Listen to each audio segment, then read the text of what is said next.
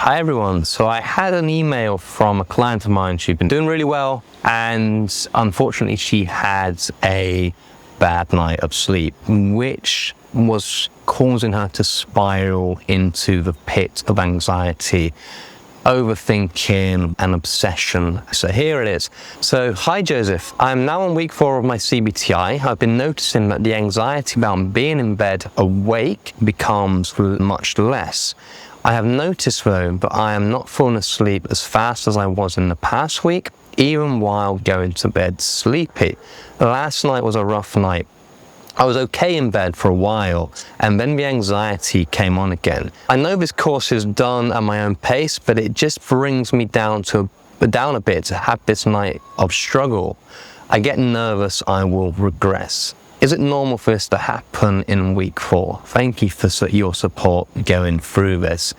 And yes, I suppose the answer to that question is yes, it's incredibly normal to have relapses and have setbacks during this program. It's not, however, the fact that you'll get these relapses and these setbacks, it's your response to them which is either helpful or something that might leave you stuck in the struggle of insomnia. So first of all, is it normal to have a poor night of sleep? Yeah, absolutely. Even good sleepers only sleep well about 80% of the time. So you cannot possibly avoid poor nights of sleep.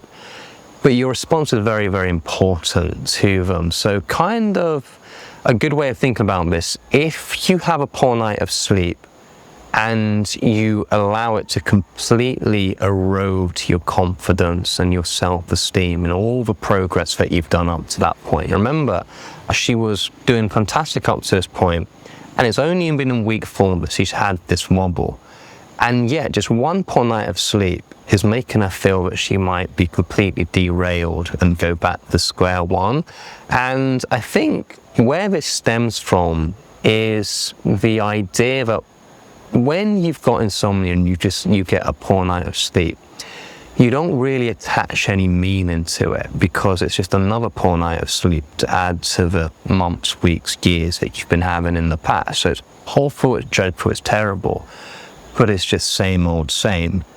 But when you've been seeing improvements for 4 weeks and you seem to be getting this linear progress out of insomnia, when you get a poor night of sleep, suddenly you've got something to lose. So a good analogy to think of, imagine you're at a casino and you put £1 on black.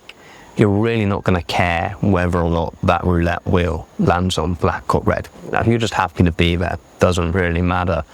But now you put your entire life savings on black, you're going to be sweating buckets because you're desperate for that result that you want to keep going. And I think when you're like, well, please, please, please let me get 3 weeks in a row, 4 weeks in a row of good sleep, because then I prove to myself that I can do it, that I've made it, that I can get out of this.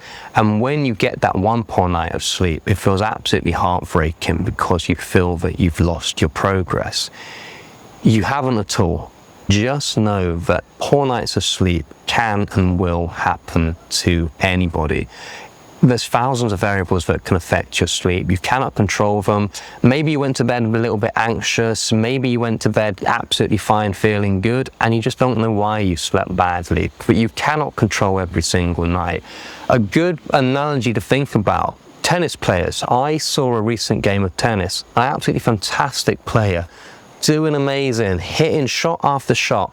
And then they had a few really bad hits. Hit the net a couple of times, few dreadful serves, and then I saw their head go down. They were getting angry, they were getting frustrated, banging their racket against the floor, and going from winning that tennis match, an amazing tennis player, to someone who looked like a high school tennis player, completely fluffing every shot, and they just essentially lost the game.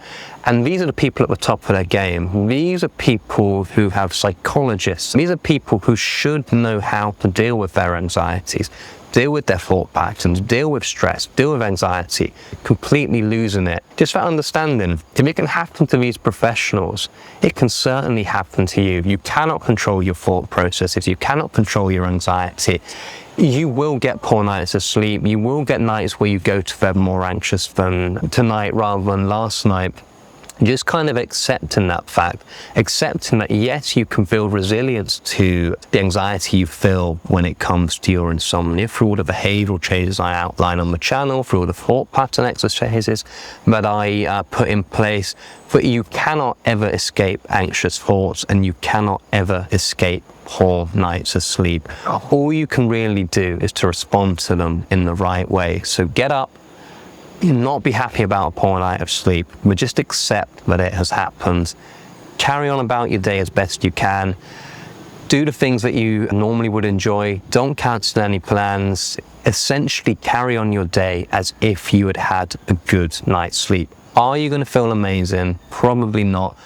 Are you going to feel better than if you'd have hunkered down, completely cowered away from that night, got onto Reddit, got onto Facebook, and just reinforced the fact that you had a bad night of sleep? Absolutely. So when you have a poor night of sleep, try not to give it any more meaning than it deserves. What does it mean?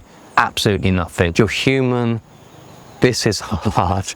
No one ever gets a linear progress out of insomnia. So if you're worried about poor nights of sleep, or you've had a poor night of sleep, I had loads of them during my own insomnia treatment.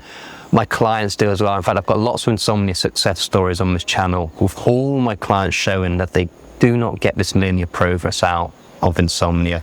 It's par for the course. You get these bad nights, you recover, you bounce back from them, and every time you do, you realize a setback does not mean that you've gone backwards at all. It's more like a speed bump. It's something slow in your progress, but actually these bad nights are incredibly helpful to your insomnia recovery. Because if you can respond in the right way, it means you stop fearing them, and it's a really great mindset shift that you can have poor nights of sleep and you don't have to feel great about them, but it isn't the end of the world. Really, really important to take that on board.